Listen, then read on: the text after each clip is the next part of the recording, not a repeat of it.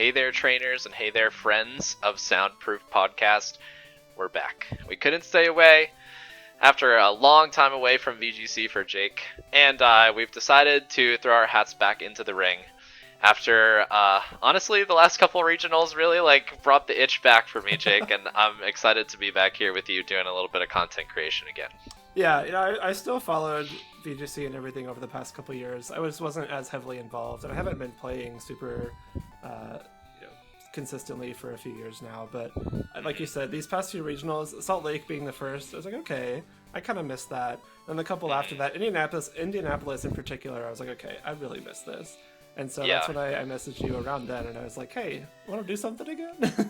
Yeah, and something again was kind of the way that we settled on, maybe the podcast has run its course, but we can throw something a little bit different out there just to feel like we're giving back to the community that gave a lot to us and also doing something that we really enjoy doing. So here we are again. You can see our faces all the time now.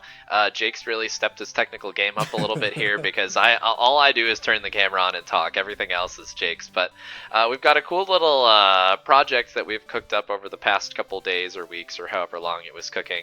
And we've taken to calling it Future Sight, in which we're basically going to take some old matches that maybe the community feels strongly towards, or that we feel specifically strongly towards, throw them up on screen and then talk about them a little bit from a perspective that's different than what players had at the time. And obviously they say hindsight is 2020, and we've got full 2020 vision as we're going to look at some of these matches over the next we'll see how long our project goes. Hopefully a while, but we'll see. Yeah. And we're going to do this. We're not going to pretend that we're watching these for the first time. So like, for example, we're going to know what the sets are, we're going to know the outcome of these matches, and we're not going to try and pretend that we don't.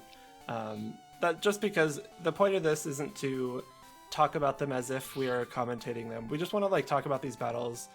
We're only going to pick sets that would generally accepted to be great sets of Pokemon, and just kind of talk about what happened, why we think they made certain decisions, etc. Right. So for the first one, we're just gonna let's just go. We're gonna talk about the. Just throw up the team preview here. Yeah. This is top 8 of the 2015 World Championships. We've got Layo versus Yosuke, or who he went by Tony online at the time, at least. And this was, I loved watching this match in person. I know you were also there, Brendan. And I particularly loved this one because I got to meet Layo at that Worlds, and he was a super nice guy after having talked to him online for a little bit. And I played Tony on day 1 and just got completely throttled. To this day, the most comprehensively beaten in one set of Pokemon ever. I didn't take any KOs. It was disgusting. So bad. And so I was really excited to see these really two good players play. Yeah, 2015 Worlds is one that is pretty near and dear to my heart because that was the first Worlds that I attended. I've never actually played at a Worlds. Wait, that was when we met? Yeah, that was when we met. Oh my god, that was when Jake and I met for the first time. I just realized that. And it was a cool Worlds for a lot of reasons. 2015 was a really cool format, I think, and I feel like a lot of people that have played it seem to hold that opinion for the most part. It was in Boston, which is a city that I was living in at the time, so it has a lot of cool memories for me, and of course, like Jake mentioned, that was when we met. But as far as Pokemon goes, it was kind of an interesting Worlds too, because it's going to be kind of widely remembered as the Chalk Worlds, right? And I think that largely that was a misrepresentation of the format as a whole. And I'm kind of excited to talk about this Gardevoir team that Layo brought here as a way of kind of showing that while Chalk was dominant at this Worlds, there was a lot more to it and a lot more to the format, definitely. Yeah, and I like that you bring that up because of the 8 teams in top 8, there were 6 quote-unquote Chalk teams, 6 Kangaskhan teams, essentially. Yep. And then 2 Gardevoirs, and Layo being one of the Gardevoirs. I think the differences that Tony did, or the differences in Tony's team from the standard Chalk, I think actually gave him a pretty big leg up in this match specifically. The Aegislash, I don't remember if he actually brings the Aegislash at all, but it's at least very scary in team preview for Layo's team, right? Because if your team's centered around Gardevoir, Aegislash is public enemy number 1. Right. And he didn't drop Heatran for it, notably, so now he has 2 steals, which give Gardevoir a horrible time. Gardevoir doesn't really trade well with either of Kangaskhan or Sylveon, and so it makes Layo's Gardevoir kind of a tough bring. and so that kind of difference from Chalk on Tony's team, I think, is great for him here. Yeah, I think Aegislash slots into the slot where you see Amoonguss a lot of times on the Chalk teams. Yeah. But that's kind of a different matchup against Gardevoir than just like being able to threaten a second Steel type is, especially one that's so like dangerous to Gardevoir. So it's kind of an interesting dynamic, especially when you're sitting on that Hydreigon that you really want to bring against a lot of the Pokemon on that team. And in Aegislash makes you want to bring it more when you really can. No, it's really tough too because Tony's Kangaskhan is also low kick, which I think just deletes Hydreigon. I don't remember off the top of my head, but I want to say it knocks it out. And obviously Sylveon is impossible for Hydreigon. Of course, yeah. It is substitute Wide Guard Aegislash as well, which is probably the worst possible scenario for Lyo here. Yeah. But Lyo's Heatran is Overheat. Which would have given him an option against that Aegislash. Again, I don't remember if Tony brings it. I think he doesn't, but I could be wrong.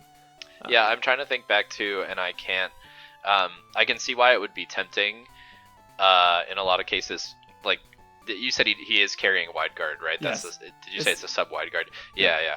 So you can definitely see why it would be tempting just looking at Earthquake, looking at Hyper Voice, looking at Heat Wave, and all those things where you feel like it would have utility. But I think ultimately, as we'll see, he leans more on Heatran as the way for checking Gardevoir, like as the primary check for Gardevoir. And then as you mentioned, like Kangaskhan and Sylveon both have positive matchups against Gardevoir in a vacuum as well. So he doesn't really need it, but you can see kind of like in team preview, where both players would think about, okay, is it going to come? Am I going to bring it? Yeah. And why? And what goes into that decision? So obviously, if he knew that Overheatran was on the other side there, maybe that's a big telling point. But that's kind of an interesting thing to think about in team preview. And like you said, Jake, especially because it's not on a lot of Chalk teams. Yeah. All right, let's run it. Let's jump in. Let's go. Let's run it. So we kind of know that Kangaskhan here is kind of the dominant force in the tournament, especially looking back in hindsight. But I think a lot of that leads to Gardevoir not getting its due, and this was a really strong composition at the time. So Landorus, basically a necessary bring and almost a necessary lead into Kangaskhan teams. Especially, looking at Tony's team, not a lot immediately threatens it. The Thundurus is Hidden Power Ice. I don't remember if it's timid or not. I don't remember. If it's timid, then that's obviously an immediate threat. Lyo's Landorus is Choice Band, not Choice Band for Assault Vest. And so there's a lot of immediate power, which I think is something that's really good for a team like Lyo's that has a few things that kind of just chip away. Landorus has a lot of like firepower right up front. But again, that speed is going to be a little bit of a detriment because it's not going to be able to attack before the Kangaskhan or the Thundurus. Yeah, so kind of an interesting first turn here where Kangaskhan already has to pick its poison, and Sylveon going to sleep here. One of the things, especially with the Intimidate going down, that makes a late game Gardevoir suddenly a lot scarier, especially if it gets a free switch onto the field.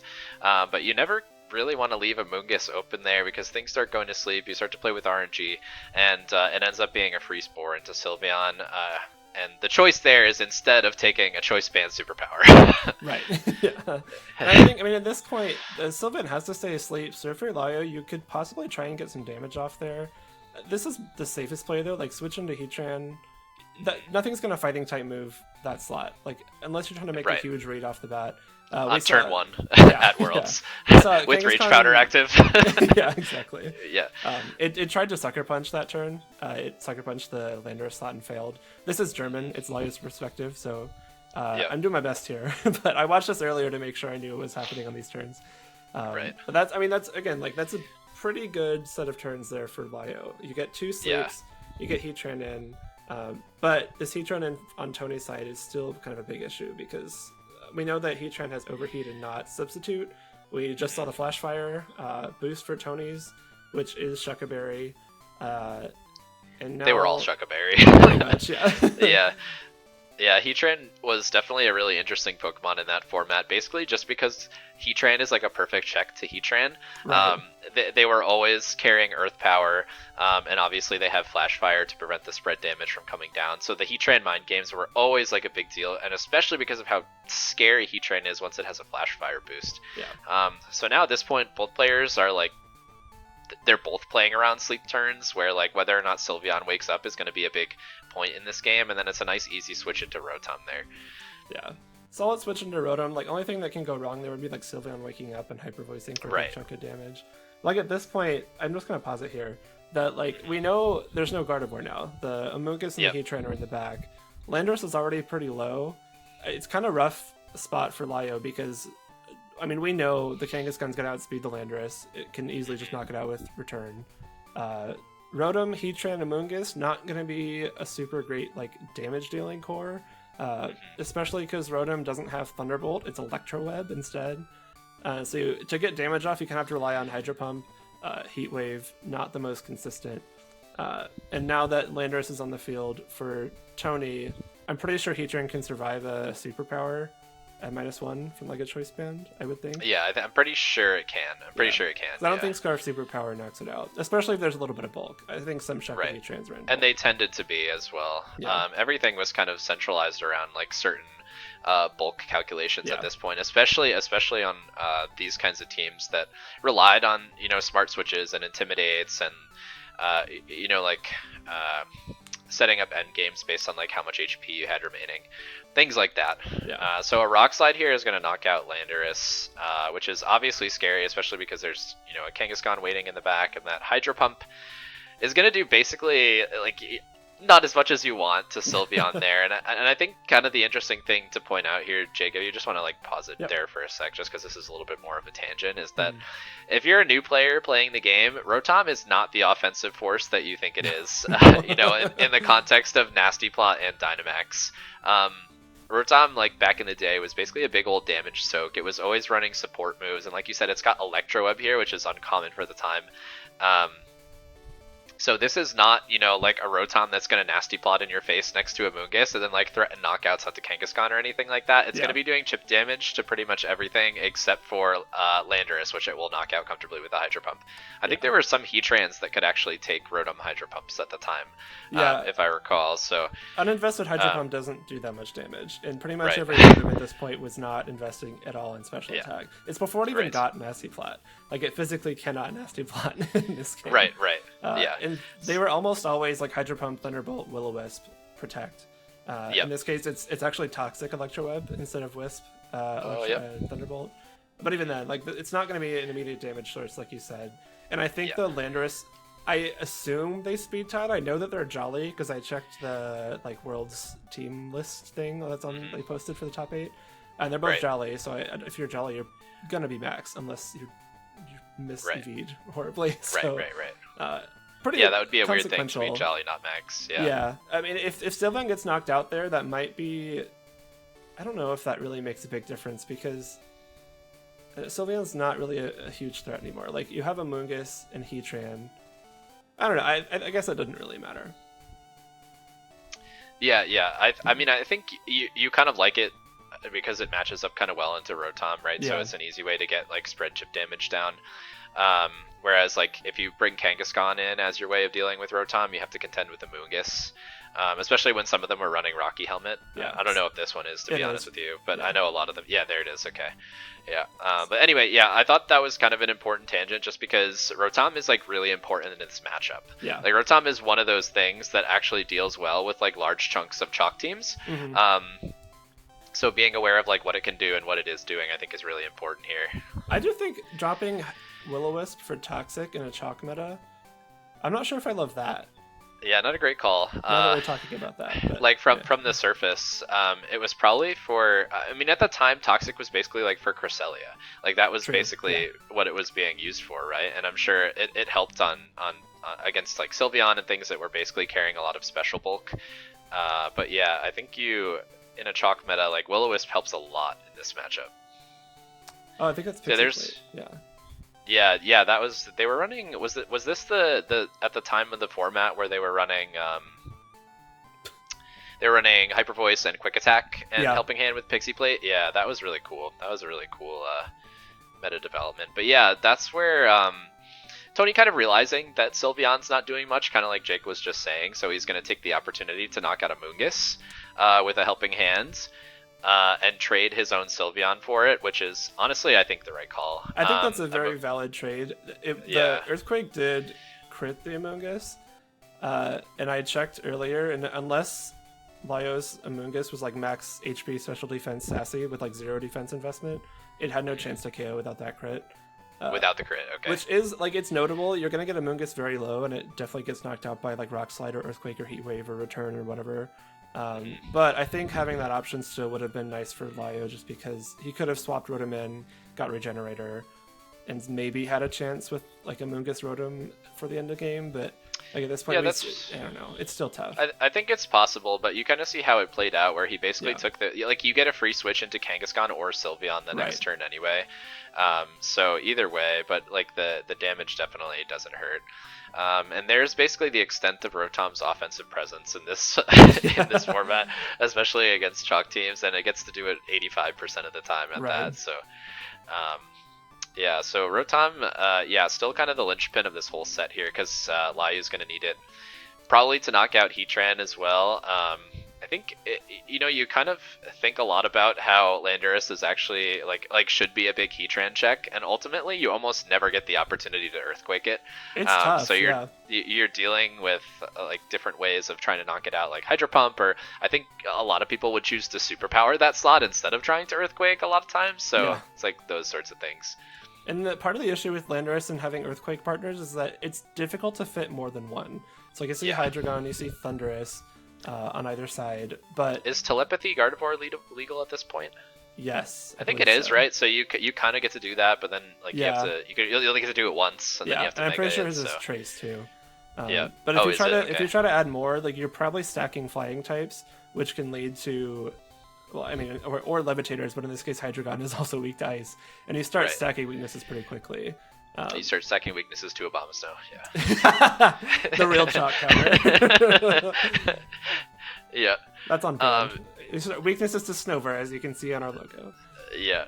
So at this point, Rotom, not in the worst position it's ever seen, but it's basically a matter of, like, Kangaskhan has to do another full 3 sleep turns for it to even have a chance here. Yeah. And even then, eventually, Heat Wave is probably going to wear it down, especially behind a substitute. So that was, pretty clean by Tony here, I think. And you can kind of see that Rotom is really...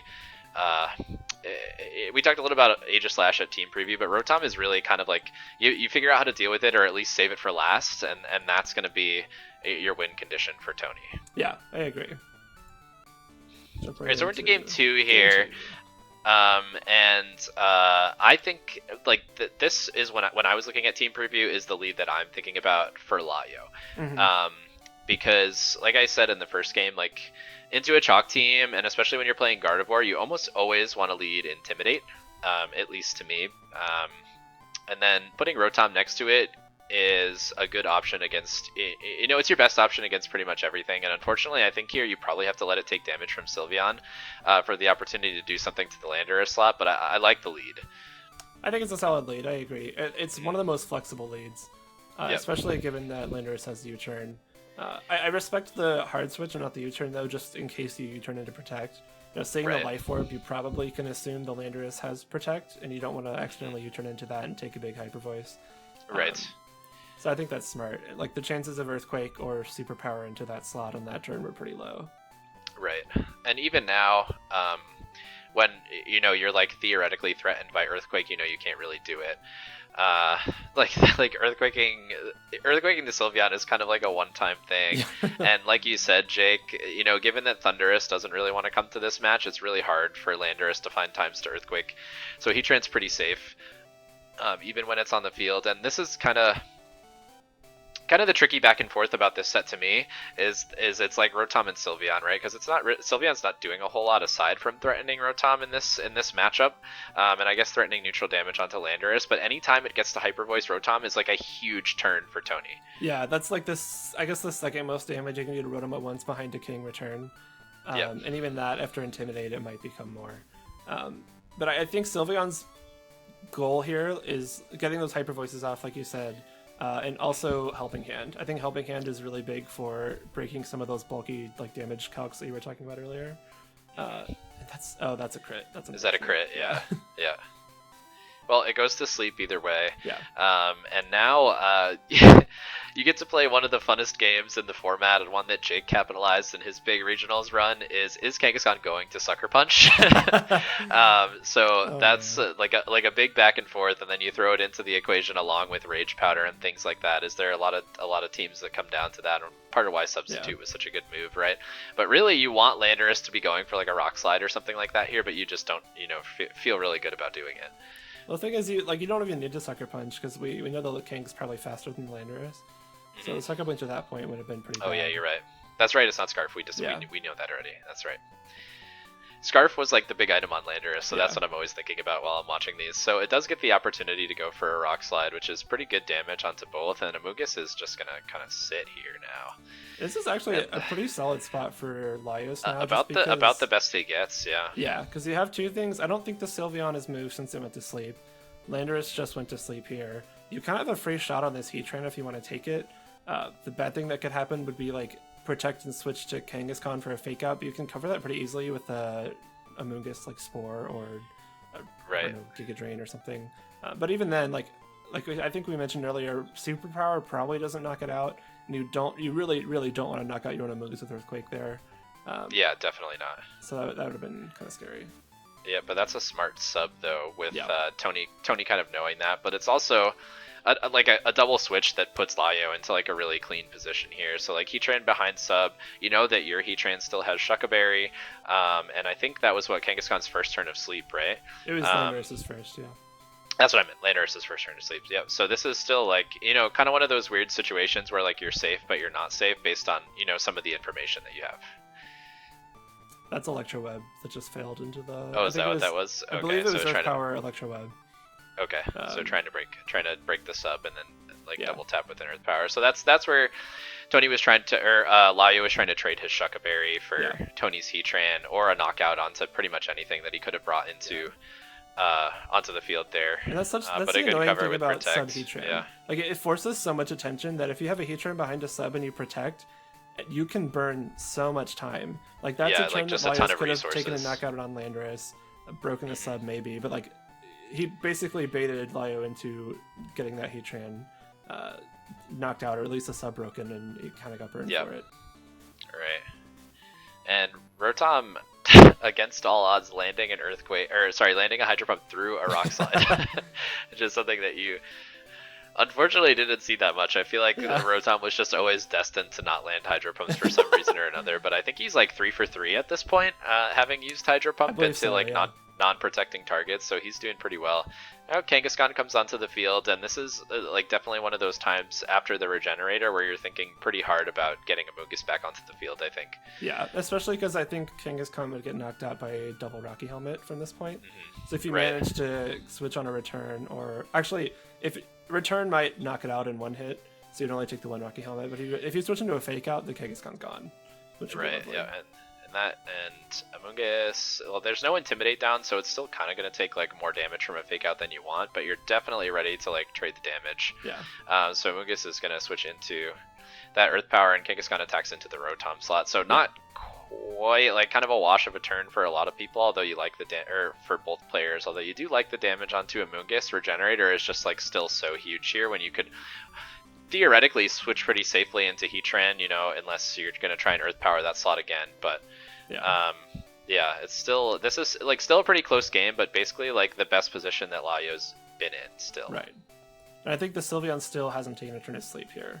So it will guaranteed stay asleep this next turn. I think it's just a smart play. Oh, okay. I would not have expected that. That's good from Lajos there. That's really good damage. Or, it's really not good damage, but it's damage it would have knocked out the Kangaskhan, whereas Electro Web probably wouldn't have. Oh, was it not in Electro Web range there? I guess you're right, because it's really not invested. You forget, it's spread and uninvested. Yeah, so that's smart to basically like maximize Rotom's offensive capabilities, but we're kind of seeing, what Rotom has to do to win this matchup for Layo, which is like basically carry everything. Like it has to be the damage dealer to Sylveon as well. And I think one thing to point out here, the game timer is getting low, and this turn that's currently happening, Lajos locked in his move at 1 second left. I think he's recognizing timer as a win condition here. I know he is, because spoiler, this game goes to time. And I think now what he's doing is really not caring about damage that he's dealing and just trying to make sure he's not taking as much damage. So that turn there, the one thing that can go wrong is Tony calling that switch and earth powering the Rotom. And even then, you still have Sheka. So that was a really, really safe play, which guarantees that, you know, you have this Heatran on the field now that's probably going to protect this turn. You have your Rotom that's still pretty safe. And your Moonga's just got Regenerator, so it can probably come back in and eat another hit if it needs to. Right. Yeah, so, you know, right now he's thinking how he has 3 turns to prevent a knockout and he wins the game. Yeah. So you're definitely like minimizing damage, but I think preventing a knockout is kind of like first and foremost in the like the list of ways that you can win the game. So Rotom's able to hang on there, but now, you know, like you said, you've got Regenerator available, and like enough tools, especially Protects are active, I think, on both slots right now. So you only have like, oh, did Heatran just Protect? Yeah. Okay, but Rotom, and he knows Heatran's still got a Shucker Berry too, so there's not really anything, at least this turn, that Tony can do to take a knockout. And then you can see kind of as the time goes here, Heatran's going to get some damage down. Like if he knocks out Sylveon there, he wins the game on the next turn. But instead, this is just the last turn, so he just has to wait. He has to make sure that whatever's coming into the Rotom slot stays alive, and then he basically just wins on No, he wins counts, now. right? So if the you're right. If the game timer runs out before you lock expires, in, the game just ends. Yeah. Yeah. So I think, I don't know, maybe, I don't know if like helping Hand Earth Power may have KO'd, and then at that point, it could have come down to like HP percentages and stuff, because Rotom was pretty low. I think Landorus is also low. There's Lyo. But I think it's also reasonable to think that Hyper Voice might be your best bet at knocking that out, especially with Landorus in the back. Like if you helping hands Earth Power into a Landorus switch, like you lose the game. And Hyper Voice probably covers for that switch better, and the potential for knocking out Rotom than it does for like going all in on that play. Yeah. I think, not a bad play by... Oh, I haven't been updating the scores. Oh no. I forgot I even had those up. It's 1-1. Oh, it's God. 1-1. It's 1-1. My bad. It's 1-1, yeah. But yeah, I think just that recognition of timer as a win con. And that's not a thing anymore. Run us through that for newer players. Like you did with the Rotoms. Yeah. So they got rid of that. I don't know if it was under community pressure or not. But I think it was after 2016 that they got rid of it. Yeah. Okay, yeah. So I know there was a lot of like community outcry after Wolf won Worlds in 2016, and like I don't. To me, there's nothing controversial about that Worlds win. I know a lot of people are like, oh, you played a time so much. Oh, whatever. No, you won Worlds, and everybody that has ever won on time won legitimately. Like, let's just get that out of the way. It's like I am not one of those people. Like, was it an ideal setup as far as time goes? Were there better ways to do it? Yeah, absolutely. And I think they've continued to kind of like work towards better options as far as like ways to make time relevant so that we're not sitting here all day playing against Chansey, but also that like it's not something that's going to end most or be the win condition in most games. Yeah. So are there ways to play to it? Like, is it an out in some, you know, kind of unique situations now? Sure it is. But at the time you were playing just like a 20-minute timer. So games went to time a lot, especially. It was 15, I think. Was it 15? Yeah. Oh, okay. No, you're right. But you can kind of see how, looking at both teams, about how there are a lot of Pokemon that like complement each other defensively. Like you take advantage of immunity or like 4 times resistance a lot. So it was like really easy to send a game to timer. But that's not like that anymore. So that's kind of my little spiel on on the timer there. But I think in this context, you know, we're not going to talk about the fact, like assuming the timer is going to stay what it is, that it's a smart out for Lajos, knowing that he's kind of playing against, you know, an uphill matchup. Yeah, I don't know if it's something that he went into this set or specifically game 2 thinking I'm going to play the time, but at a certain point during that game, you could tell that he realized, oh, this is actually a legitimate, like, I have a pretty good chance of winning on time if I play to that out, and he did that very well. I don't know. I don't know if it's like a strategy you go into a game thinking I'm going to do this, because it's kind of difficult to do that consistently over an entire game.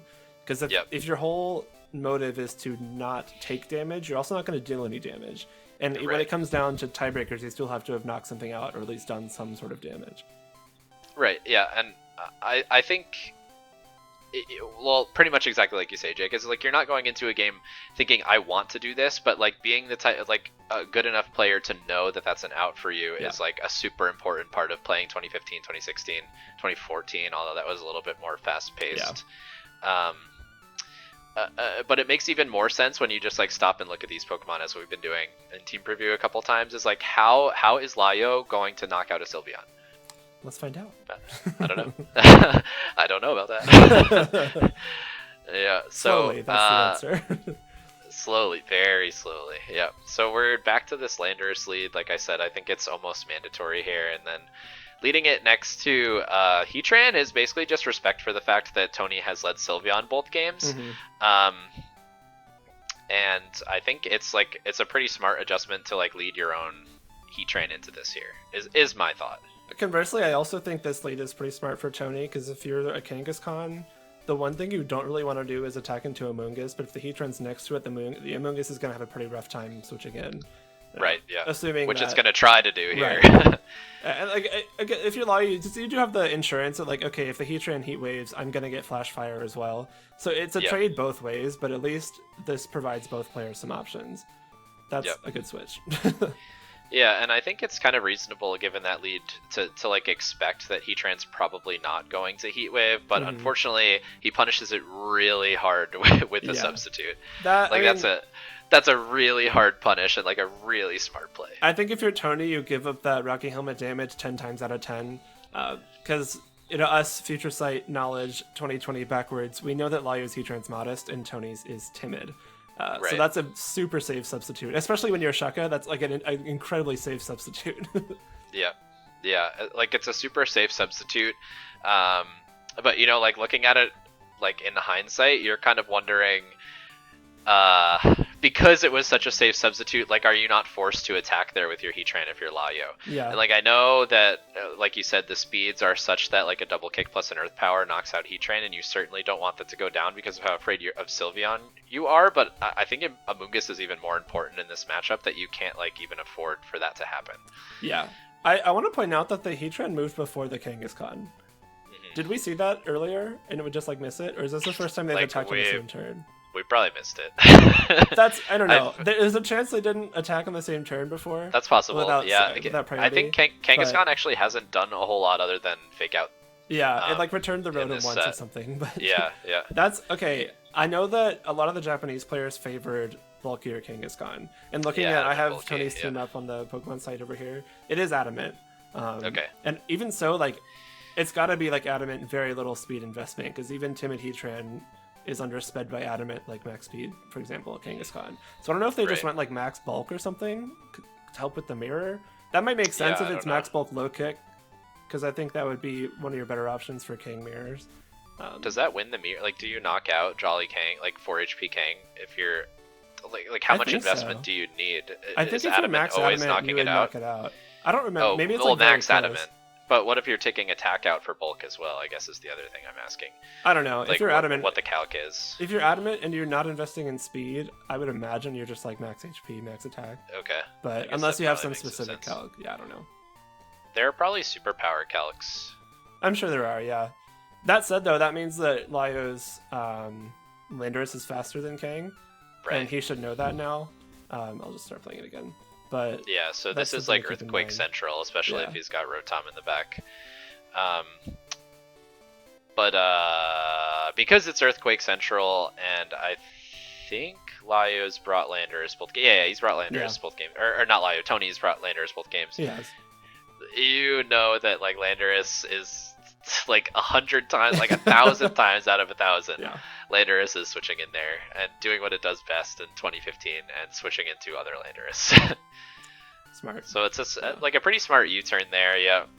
Recognizing that is the earthquakiest spot of all earthquakey spots, and getting out there and into Rotom is like pretty smart. And then you get a Heat Wave, which is good chip damage, like really good on Landorus and like pretty good on Sylveon. And as we talked about, it's like really hard to knock Sylveon out at all for Layo. He's got all special attackers. Like the one physical attacker that he's got is a Choice Band Landorus, so you have to find a opportunity to the Rock Slide or Earthquake, and then maybe Psyshock Gardevoir, but we know that's not coming at all. So Sylveon is just like really hard to knock out, so any damage you can get, especially a nice chunk from that Heat Wave there, is like beyond important. I think the good thing for Tony here, though, is that Layo's pretty much lost his Heatran protection. Like, the Amoonguss is gone, you can't redirect superpowers anymore. There's not really a way to save this Heatran from getting attacked by... Oh, that's a big burn. Attacked by huge. the Landorus. Okay, no, it's a big burn, but for Tony, I think. Not for Layo. No, I agree with you. Yeah, because Sylveon had basically run its course. Like, that last Hyper Voice that Sylveon got there was, like, basically all you needed it for, and now you get a free switch into Kangaskhan. Yeah, that's actually massive. My first thought was, oh, okay, that's unfortunate, Sylveon's gone, but oh, no, wait. A free switch here is incredible. Yeah, no, you want Sylveon gone. Yeah, and I think he's already taken 2 crits, one that mattered, one that didn't, or one that did a relevant increase in damage, and now Kangaskhan comes onto the field. We know it's slower than Layo's, or than Tony's Heatran, but it's like almost definitely faster than Layo's Heatran, so you know that's threatening a knockout. Kangaskhan is probably in Sucker Punch, or Landorus is probably in Sucker Punch range, or at the very least close if it's like Adamant Max investment. I think it's got to be in Sucker Punch range. I don't there, think actually, so. right? I don't think it is half. I feel like it is. I don't know. Even it probably so, depends that's a pretty free fake out into that slot. Yeah, that's true. So this is, kind of like the good Rotom position, but Layo has to trade a lot to get it in there. Yeah. And instead it's not even a fake out here, and it's just going to take a ton of damage on the switch. And this is pretty much the game. Yeah. This turn here. This is really tough to recover from Layo. I think if by chance you caught a fake out on the Rotom, you had a decent chance there, but the superpower... I don't remember if Landorus was at -1 or -2 at that point. I think it was -2, but even then the Heatran was around half. And a -2 Life Orb superpower can still do half to a Heatran. Right. And so this is, like, there's not a whole lot Laios has left. I mean, it's like, especially it's basically Rock Slide time. Yeah. Right, and especially now because you have to lock Landorus into 1 attack for the rest of the game. Yeah. And if it's Earthquake, you just lose to their Landorus because you're not going to be able to damage it, and Rotom gets knocked out by anything. Yeah, and he's going to lock into superpower, which honestly is pretty smart. Yeah, I mean, like, I feel like it's probably the best you can do because you know that you're gonna have to like deal with the Kangaskhan cycle at some point here. But this is basically just kind of like playing out the game and hoping at this point. It was dire when Amoonguss went down, but giving up that much damage onto Rotom is where it really sealed it. Yeah. And at the time, even Jake said it's a free fake out, and I was talking about Sucker Punch, but Tony returned the slot, which is an incredible play and probably one in the game. Yeah, I think that big damage on Rotom is what ended the game pretty much at that point. Because your defensive options, if you're Layo, just dropped at that point. Oh, look at that fake out. It was -1. Knocks it's out. super powered. -1 defense. Wait, what? Oh, okay. You're right. I really don't think Sucker Punch knocks it out from half. I'm trying to remember, but you played more 2015 than I did, and nobody brought Landorus versus me. Because you got Obama's going every team. Yeah, exactly. So that's a really good set. And I think we did a pretty good job of highlighting some of those important points there, but you can kind of see there how it's just like a really good matchup for Tony with having 2 steals and a Kangaskhan. And Layo played it really well to make this set that close, and I think kind of shows you how good he was at that Worlds tournament. And one other thing that I think is really interesting to point out in context here, and not that this is like necessarily relevant to the match itself and the way that it played out, is that at the time Germany was like largely considered to be the second best Pokemon country in the world, like pretty much behind Japan. Like Germany was a powerhouse back in the day, and a lot of the players that kind of like made it the powerhouse that it was have kind of retired at this point. But that was kind of like going into that tournament in like 2014, like the back end of 2014, 2015. Like people were like, "Oh, this is cool! Like the West is going to contest Japan at this point, right?" Then Japan is that said we've got no. these like huge, like big, powerful German players, and Layo was like the deepest run of them, and we kind of see here, and I think this is like when you see for sure that Japan is like going to kind of dominate the world here at this Worlds. Yeah. So I thought that was interesting. Yeah, it tends to be, and at this World specifically, it even more so was. For a while, such that it's been like an every other year thing. So in 13, Ryosuke got second, but then 15 was won by Shoma Vieira. 17 was Ryota, and then 19 was Naoto. Right. So we had Yeah. every other year a Japanese player winning. Yep. I'm surprised it's not more, honestly. They're incredibly good at this game, and Yep. they're always like multiple steps ahead of the rest of the world. The Yeah, whole and, West. this And, is like the best example of Yeah. it is is they're all running the exact same team and like run through the tournament with it.